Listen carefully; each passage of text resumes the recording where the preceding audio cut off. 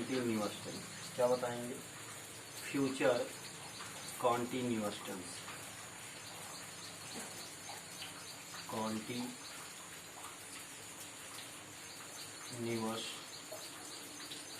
Tense. ठीक है, future continuous tense. तो सबसे पहले ये जान लीजिए, फ्यूचर मीन्स क्या होता है? भविष्य होता है। कॉन्टिन्यूअस मीन्स होता है निरंतर या लगातार, और टेंस मीन्स होता है काल। तो हिंदी क्या होगा? निरंतर भविष्य काल। क्या होगा? निरंतर भविष्य काल होगा ये। और अब हम इसे सॉल्व क्या करेंगे? पहचान सबसे पहले जान लेते हैं। पहचान क्या है? ओके, तो पहचान जो है इसका, यदि वाक्य के अंत में रहा होगा, रही होगी, रहे होंगे, रहा होगा, रही होंगी आदि शब्द है, तो आपका क्या होगा? आपका होगा फ्यूचर कॉन्टिन्यूअस टेंस। ठीक है डियर? तो क्या होगा? यदि वाक्य के अंत में रहा होगा, रही होगी, रहे होंगे आदि शब्द है, तो आपका होगा फ्यूचर कॉन्टिन्यूअस टेंस। जो इसका स्ट्रक्चर है भाव, स्ट्रक्चर जो है, जैसे मैथमेटिक्स फार्मूले होते हैं, ऐसे इसका भी स्ट्रक्चर होता है। स्ट्रक्चर क्या? स्ट्रक्चर में सबसे पहले आप क्या लिखेंगे? सबसे पहले आप सब्जेक्ट लिखेंगे। ठीक है, सबसे पहले आप सब्जेक्ट लिखेंगे, फिर लिखेंगे will be oblique will be या शाल बी, ठीक ना, प्लस वर्ब की फोर्थ फॉर्म। फोर्थ मतलब ING form, verb fourth form plus object रहेगा लास्ट में आपका। लास्ट वाला क्या रहेगा? ऑब्जेक्ट रहेगा डियर। तो याद रखिएगा, सब्जेक्ट विल बी या शाल बी प्लस वर्ब की फोर्थ फॉर्म प्लस ऑब्जेक्ट हमारा क्या है? स्ट्रक्चर है, और इसी के अनुरूप हम करेंगे। अब क्या है, ये प्रॉब्लम ये है कि विल बी कहाँ लगेगा और शाल बी कहाँ लगेगा।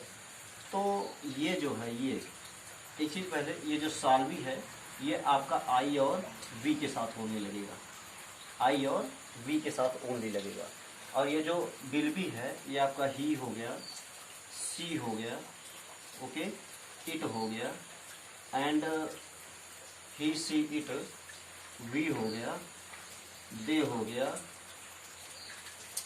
यस सिंगुलर समझ लेना, यस एंड पी, मतलब सिंगुलर एंड प्लूरल कुछ भी हो, सिर्फ याद रखिएगा आई और बी के साथ आपका शाल भी चलता है, आई और बी के साथ। लेकिन मॉडर्न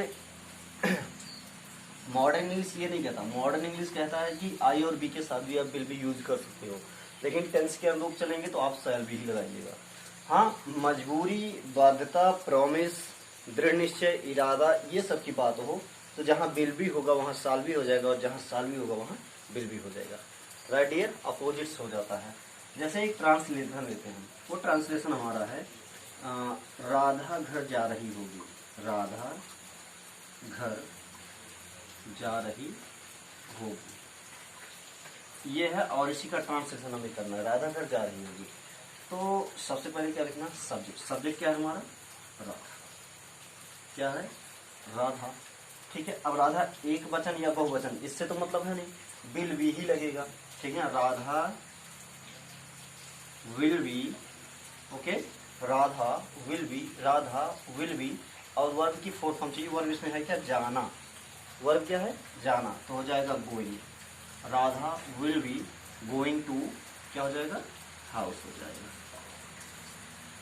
तो डियर आपका हो जाएगा Radha will be going to house, Radha घर जा रही होगी। डियर अगर यही ये होता कि राधा घर नहीं जा रही होगी, I mean negative sentence, in negative sentence we use not after between will be and shall be. मतलब अगर आपका निगेटिव सेंटेंस होगा तो आपका जो नॉट होगा वो कहाँ यूज करेंगे? वो आप यूज करेंगे विल बी और शैल बी के बीच में यूज करेंगे। जैसे मान लीजिए राधा घर नहीं जा रही होगी तो होगा राधा विल नॉट बी, क्या होगा? Radha will not be going to house हो जाएगा आपका।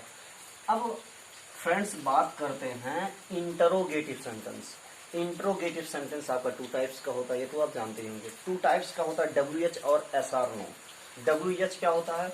WH होता है आपका WS होता है यदि वाक्य के बीच में क्या, कब, कहाँ, कैसे, क्यों आए, तो आपका WS हो जाएगा। और यदि वाक्य के शुरुआत में क्या शब्द आए, वाक्य के शुरुआत में क्या शब्द आए, तो आपका कौन सा होगा, वो आपका डियर होगा यस और नो, क्योंकि आप उसका रिप्लाई कर सकते हो। ओके, तो अब क्या होगा, जैसे क्या राधा घर जा रही होगी, ठीक है ना, क्या राधा घर जा रही होगी, लास्ट में क्वेश्चन मार्क रहेगा। तो फ्रेंड्स ज्यादा चेंजेस नहीं होता है, ज्यादा चेंजेस आपका ये होता है कि ये विल या शाल सबसे पहले हो जाएगा। लेकिन याद रखिएगा किसमें होगा, ये होगा किसमें, ये होगा यदि वाक्य आपका क्या शब्द से स्टार्ट रहे, यस और नो रहे, राइट डियर। तो विल या शाल सबसे पहले, क्या राधा घर जा रही होगी, will Radha be going to house, will Radha be going to house, last में क्वेश्चन मार्क, वेरी इंपॉर्टेंट, ठीक ना। तो अब डियर बात करते हैं क्या राधा घर नहीं जा रही होगी, तो विल राधा नॉट। तो अगर इंट्रोगेटिव सेंटेंस को नेगेटिव बनाते हैं हम, तो नॉट का यूज आफ्टर सब्जेक्ट, मतलब सब्जेक्ट के बाद होगा, तो हो जाएगा will Radha not be going to house. Radha घर क्यों जा रही होगी, ये WS टाइप है, राधा घर क्यों जा रही होगी, तो why will Radha be going to house, Radha घर क्यों नहीं जा रही होगी, why will Radha not be going to house. मैं बच्चों की देख रेख कर रहा हूँ, I shall be looking after to the children. Okay dear, तो इसी प्रकार से कुछ भी होगा तो आई और बी के साथ शैल लगेगा, शैल भी लगाएंगे, और he she it they and singular plural something हो तो उसके साथ हम विल भी